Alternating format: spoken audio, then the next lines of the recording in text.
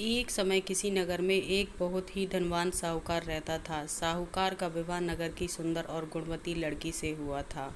एक बार वो अपनी पत्नी को लेने बुधवार के दिन ससुराल गया और पत्नी के माता पिता से विदा कराने के लिए कहा। माता पिता बोले, बेटा आज बुधवार है, बुधवार को किसी भी शुभ कार्य के लिए यात्रा नहीं करते।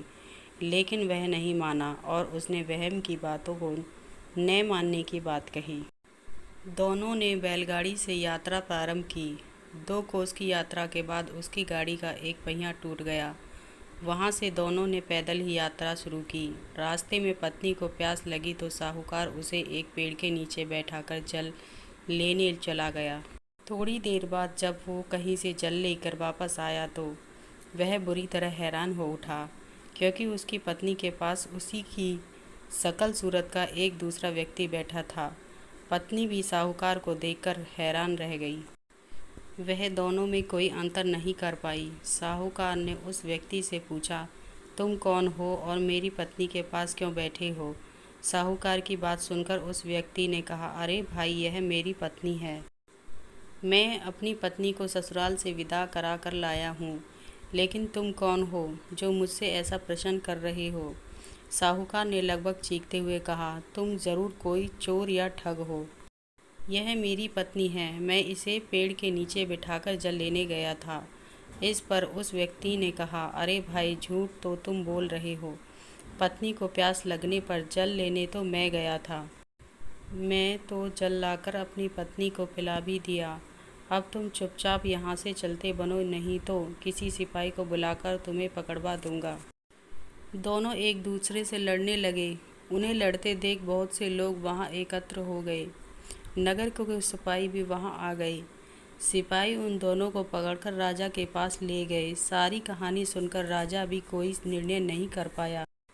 पत्नी भी उन दोनों में से अपने वास्तविक पति को नहीं पहचान पा रही थी। राजा ने उन दोनों को कारागार में डाल देने को कहा। राजा के फैसले को सुनकर असली साहूकार भयभीत हो उठा।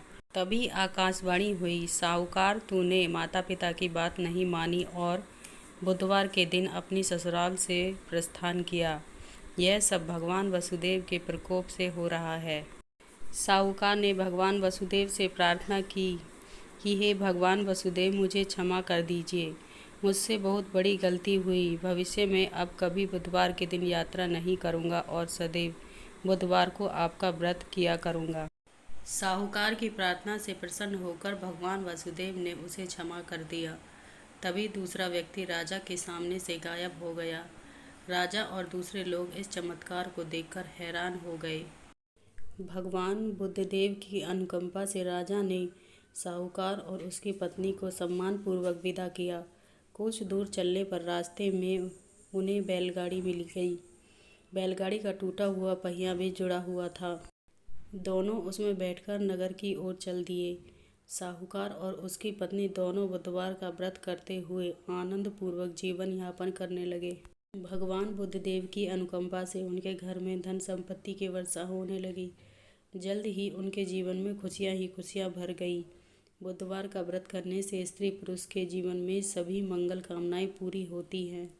फ्रेंड्स, आपको ये बुधवार व्रत कथा कैसी लगी? आप अपने कमेंट के द्वारा हमें अवश्य बताएं। पसंद आने पर लाइक और शेयर करें, सब्सक्राइब करें और बेल आइकन को दबाना ना भूलें। Thank you for watching.